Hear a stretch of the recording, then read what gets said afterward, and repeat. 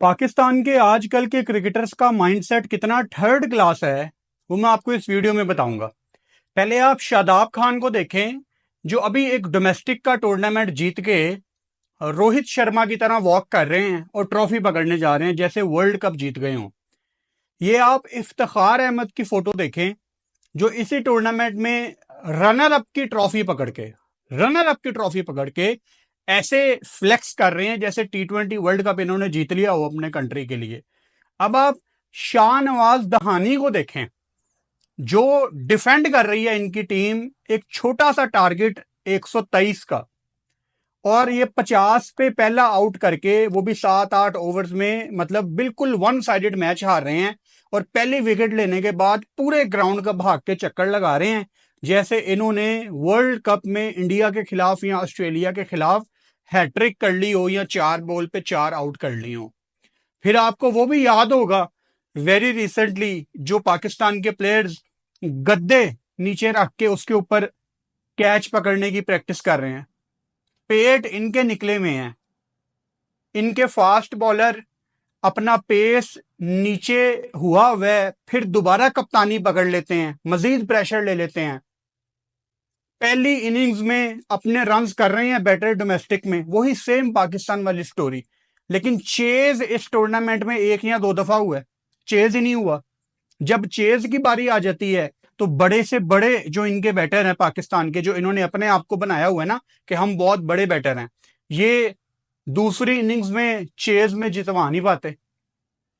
तो मसले तो वही हैं सारे, कुछ नहीं बदला। और पाकिस्तान में ना लोगों ने इस चीज को, स्पेशली जो लोग मेरी वीडियोस देखते हैं, मुझे बड़े लोगों ने कहा जी आपने पाकिस्तान का ये डोमेस्टिक टूर्नामेंट चैंपियंस कप इसको फॉलो नहीं किया, इस पे वीडियोस नहीं बनाई। मैंने जब ये टूर्नामेंट चल रहा था तब भी खुल के इस पे बात की थी कि इस टूर्नामेंट को करवाना एक सिर्फ बेवकूफी थी। और फैसलाबाद के फट्टे सीधे विकेट पे आपके बैटर्स पोस्ट मैच प्रेजेंटेशन में आके कहते थे कि कंडीशंस बड़ी मुश्किल हैं, एक खिलाओ यहाँ पे इंडिया को, खिलाओ यहाँ पे ऑस्ट्रेलिया को, वो आपको 350-400 मार के दिखाएंगे कि विकेट कितना मुश्किल है। ये आपको बेवकूफ बनाते हैं। इनका ये माइंडसेट है कि जिस दिन इनसे बैटिंग ना हो, यार फैसलाबाद का विकेट बड़ा मुश्किल था। यार फैसलाबाद में कितना मुश्किल विकेट हो सकता है? कितनी रेगुलर क्रिकेट होती है फैसलाबाद में? वो गोरे क्रिकेटर पुराने वक्तों में कह के गए हैं कि जब हम मर जाएं तो हमारी कब्र बना देना फैसलाबाद विकेट के ऊपर। इतना सीधा विकेट होता है ये। और ये जिस मैच में इनसे रन ना हो, वो फैसलाबाद में कंडीशन बड़ी मुश्किल है। सिर्फ आपको बेवकूफ बनाते हैं और कुछ भी नहीं है। बांग्लादेश से आप टेस्ट सीरीज हारे, उसके बाद आपकी इंग्लैंड की सीरीज थी, दरमियान में आपको रेड बॉल की तैयारी करनी थी। पीसीबी ने व्हाइट बॉल टूर्नामेंट रख दिया जो शेड्यूल में था ही नहीं, और अब आप इंग्लैंड से खेलने जा रहे हैं, या मैं ये कहूं कि आप इंग्लैंड से हारने जा रहे हैं। आपको खुली आजादी है, आप नीचे कमेंट बॉक्स में लिख सकते हैं कि फुरकान भट्टी तुम बड़े नेगेटिव हो। फिर मुझे ऐसे कमेंट आते हैं कि आप पाकिस्तान टीम की पॉजिटिव बात नहीं करते, आप बहुत नेगेटिव है। क्या पॉजिटिव बात करूं?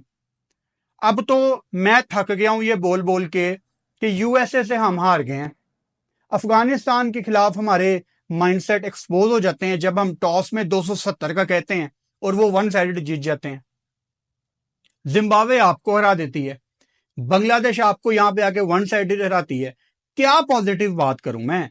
फैसलाबाद में लोग अपने फेवरेट बैटर को देखने आए, इस चीज को अप्रिशिएट करूं मैं? देखिए मुझे ना बड़ी छोटी छोटी चीजों की तकलीफ है, मेरी तकलीफ आपने समझनी है। एक मेरी बहुत बड़ी तकलीफ ये है कि अगर आपने डोमेस्टिक का टूर्नामेंट करवाई दिया था ना, तो इसमें स्पीड गन क्यों नहीं थी?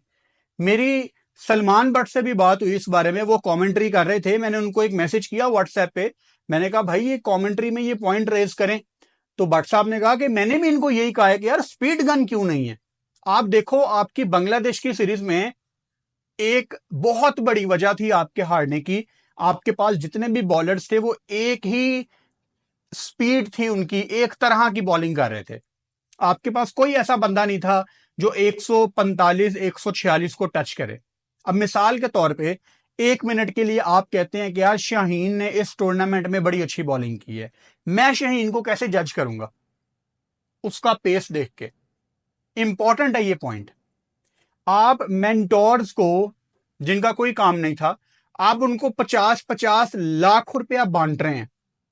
एक स्पीड गन आपसे डोमेस्टिक के मैच में नहीं लगाई गई। अब मुझे बताएं, मेंटोर्स को 50 लाख देना इंपॉर्टेंट था या डोमेस्टिक टूर्नामेंट में स्पीड गन लगाना इंपॉर्टेंट था? ये छोटी छोटी चीजें हैं जिससे आपकी क्रिकेट इंप्रूव हो सकती है। हारिस राउफ ने जब लाहौर कलंदर के ट्रायल दिए थे, उन्होंने क्या 145 का बॉल फेंका था शायद, तो वो स्पीड गन थी उस टाइम, तो वो साइड पे हो गए कि यार ये स्पेशल टैलेंट है। वहां पे स्पीड गन ना होती।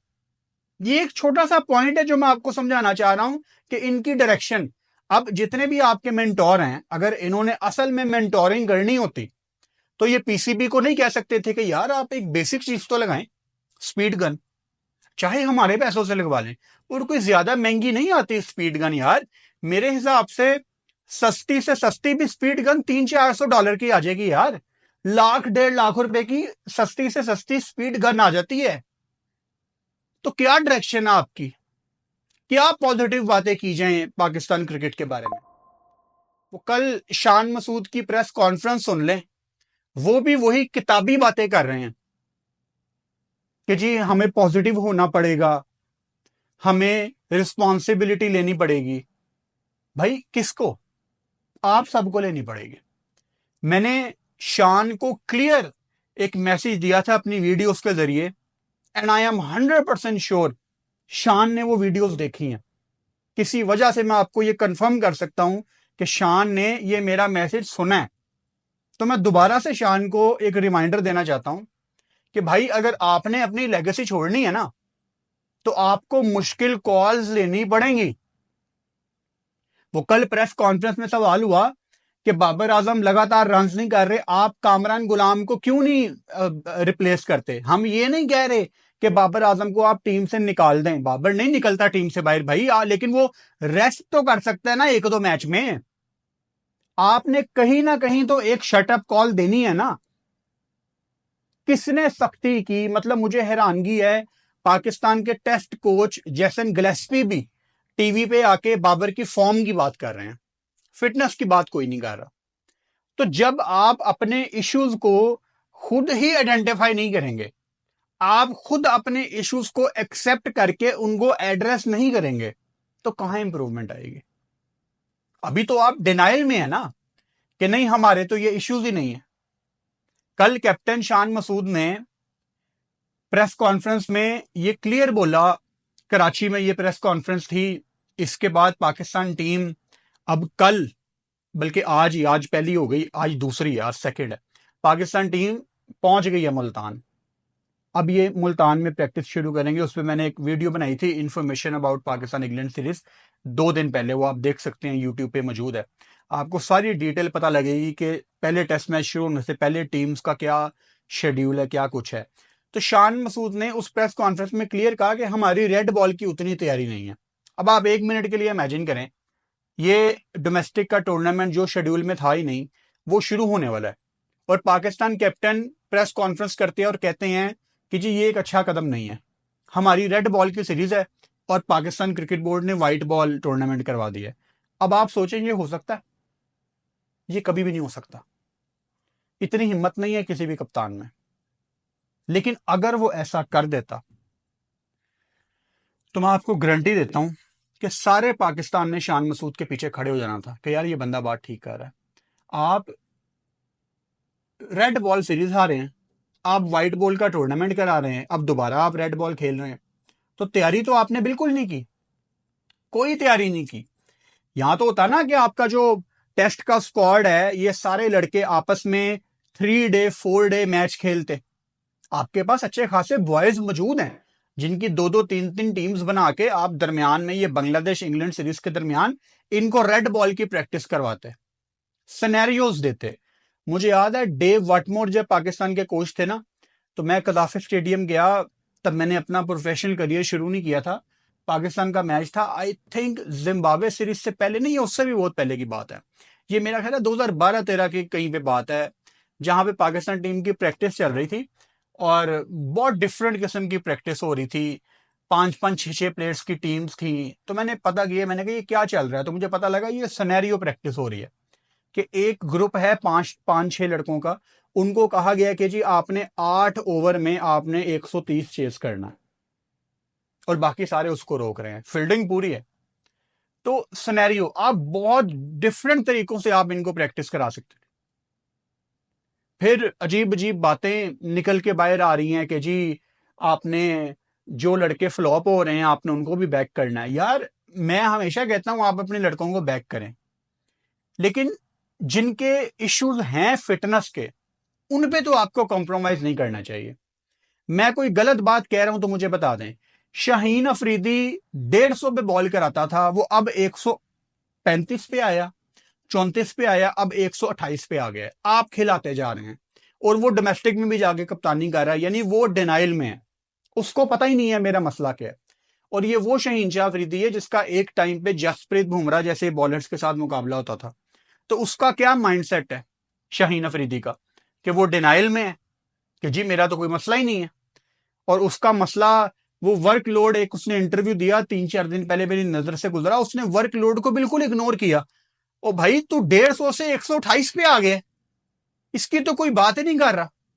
कब हम एक ब्रेक लगाएंगे और शाहीन को कहेंगे शाहीन भाई अपने मसले ठीक करें और फिर वापस आए, हम आपको वेलकम करेंगे। बाबर आजम है, उनकी फिटनेस सबके सामने है। ये वो प्लेयर्स हैं दो जो पाकिस्तान का बहुत बड़ा एसेट थे। अनफॉर्चुनेटली मुझे थे का वर्ड यूज करना पड़ रहा है। जब आप एसेट बन जाते हैं ना अपनी टीम का, तो आप पे बहुत बड़ी जिम्मेदारी आयद हो जाती है, रिस्पॉन्सिबिलिटी आ जाती है। आपको महीने